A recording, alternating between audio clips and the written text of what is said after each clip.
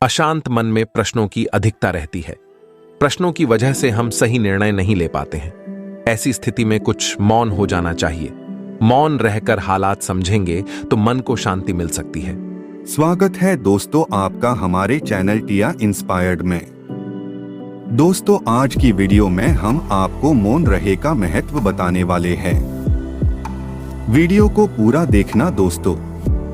आज के बाद आपका जीने का तरीका बदल जाएगा। वीडियो को शुरू करते हैं। हरिद्वार की पर्वतमालाओं तथा मां गायत्री के मंदिर के निकट ही मौनी बाबा की गुफा थी। वहां वह अपने 2 शिष्यों के साथ मां गायत्री की अखंड साधना में लीन थे। मां गायत्री की निरंतर साधना तथा गायत्री महामंत्र के जप और ध्यान के प्रभाव से उनका व्यक्तित्व सूर्य की तरह प्रखर तेज से आलोकित रहता था। वह एक ऐसे सिद्ध साधक थे जिनके पास विभिन्न सिद्धियां और विभूतियां सजह उपलब्ध थी। उनकी ख्याति दूर दूर तक फैली हुई थी, किंतु वह स्वामी जी मौन व्रत के कारण किसी से बातचीत नहीं करते थे। उन्होंने 40 वर्ष से मौन व्रत ले रखा था, इसलिए वे किसी से मिलते जुलते और बातचीत नहीं करते थे। हमेशा मौन रहने के कारण ही लोगों ने उन्हें मौनी बाबा कहना शुरू कर दिया था। जब भी उन्हें किसी वस्तु की आवश्यकता होती थी, वे संकेत देकर या जमीन पर लिखकर समझा देते थे। वैसे बाबा जी की जरूरतें कुछ खास नहीं थी। 2 अंगोछा और लगोटी में काम चला लेते थे। भोजन में नीम, बेल और तुलसी पत्र पीसकर खा लेते थे। उनका जीवन पूरी तरह से एक तपस्वी का जीवन था। बाबा जी मौन भले ही रहते थे, लेकिन सबकी मनोकामनाएं पूर्ण करते थे। जो भी उनके पास आया कभी निराश होकर नहीं लौटता था, इसलिए सभी की उनके प्रति अटूट श्रद्धा थी। बाबा बड़े ही शांत, सौम्य और दूरदर्शी स्वभाव के थे। सूर्य सा तेज उनके मुखमंडल पर हमेशा दीप्तिमान रहता था। जिनको बाबा के आशीर्वाद से लाभ होता वह दूसरों को बताते थे। इससे दिन प्रतिदिन उनकी गुफा पर लोगों की भीड़ बढ़ने लगी, जिससे उनकी साधना में विघ्न में पड़ने लगा। लोगों की समस्याओं का कोई अंत नहीं, और फिर यदि कुछ ऐसा मिल जाए कि मस्तक नवाओ और समाधान पाओ तो कौन चुकेगा। इसलिए बाबा जी ने नीचे वाली गुफा में अपने 2 शिष्यों को बिठा दिया और स्वयं ऊपर की गुफा में जाकर साधना करने लगे। मौनी बाबा के शिष्य भी कोई साधारण चेले तो थे नहीं। उन्हें भी बाबा जी की कृपा से सिद्धियां प्राप्त थी। इसलिए अब वही लोगों को आशीर्वाद देकर वहां से विदा कर देते थे। ज्यादातर लोग सांसारिक इच्छाओं की पूर्ति के लिए आते थे, इसलिए उन्हें उपयुक्त आशीर्वाद दे दिया जाता और वह संतोषपूर्वक वापस लौट जाते थे। मौनी बाबा जिस राज्य में रहते थे, वहां का राजा निसंतान था। राजा स्वभाव से बड़ा ही दयालु, पराक्रमी और धर्मपरायण था। उस राज्य में सभी सुख और प्रेम पूर्वक रहते थे। राजा की तरह महारानी भी बड़ी ही धार्मिक स्वभाव की विदुषी थी। उन्हें दुख था तो केवल इस बात का कि उनके कोई संतान नहीं है। संतान प्राप्ति के लिए राजा और महारानी ने विभिन्न ज्योतिषियों द्वारा बताए गए कई व्रत और उपवास किए, किंतु आखिरकार उन्हें निराश ही होना पड़ा। संतान प्राप्ति की चिंता में राजा और महारानी नित्य निरंतर तिल तिल जल रहे थे। तभी महारानी को किसी दासी ने मौनी बाबा के पास जाने को बोला। मौनी बाबा के चमत्कारों की कहानियां राजा और रानी दोनों ने सुन रखी थी, किंतु वह इतने निराश हो चुके थे कि अब उनमें कहीं आने जाने की इच्छा ही नहीं थी। किंतु महारानी कहां हार मानने वाली थी।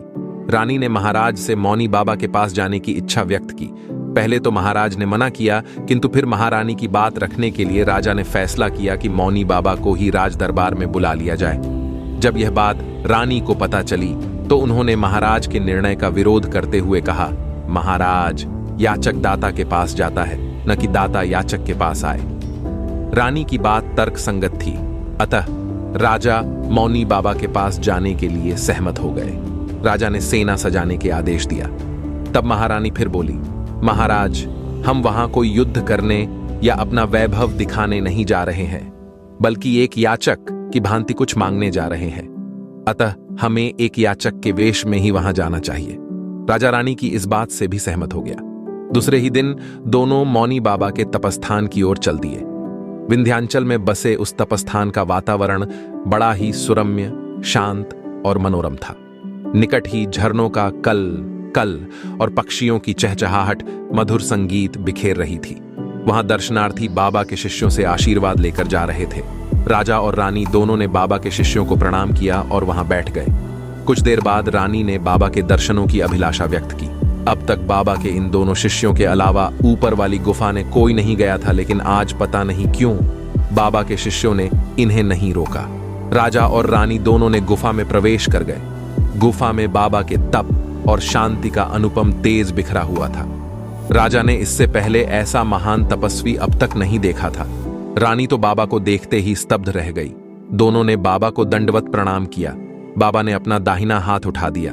उन्होंने सोचा शायद बाबा मौन तोड़ देंगे, लेकिन बाबा कुछ नहीं बोले।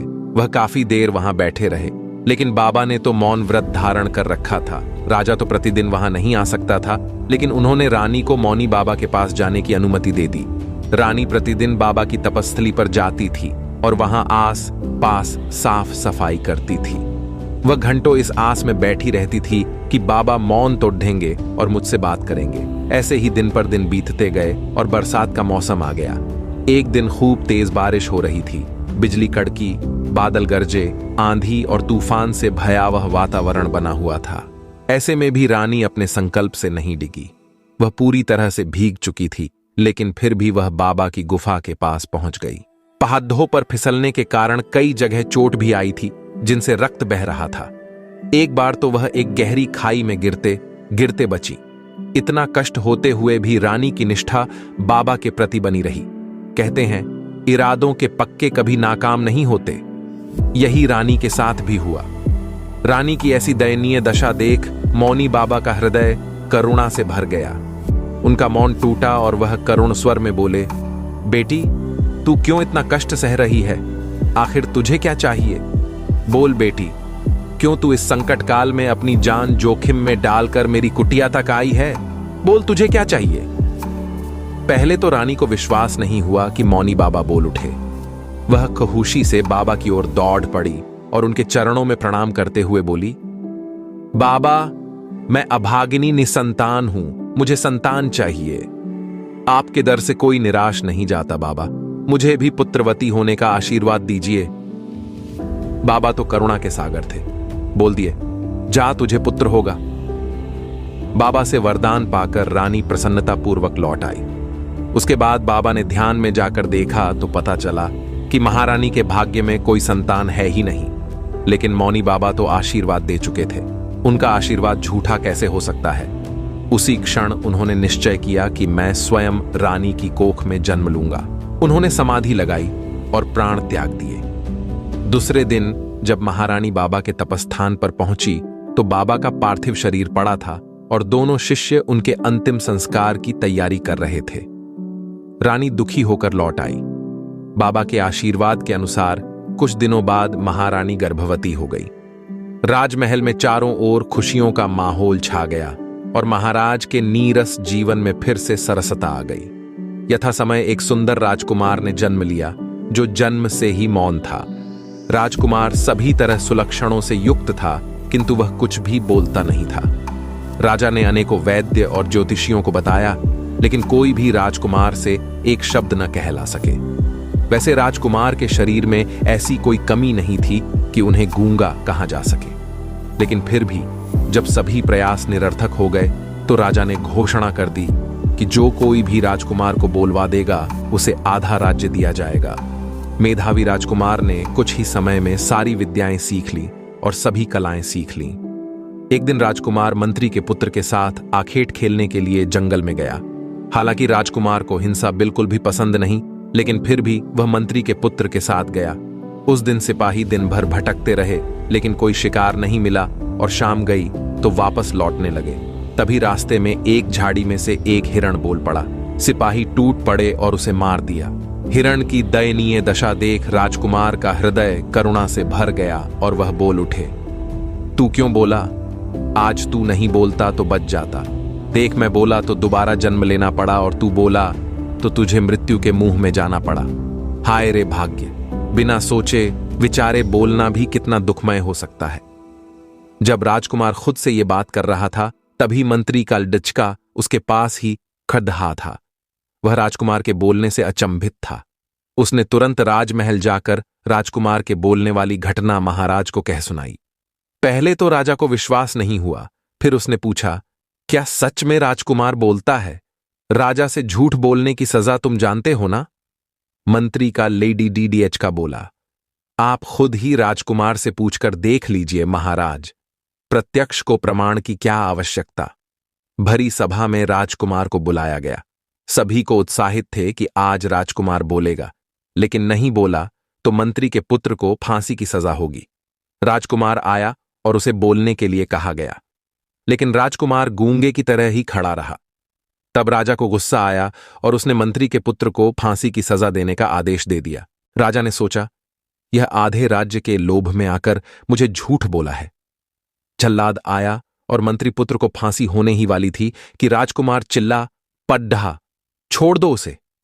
राजकुमार के ये शब्द सुनकर सभी के चेहरे खिल उठे। इसके बाद राजकुमार ने अपने पूर्व जन्म की बात बताई।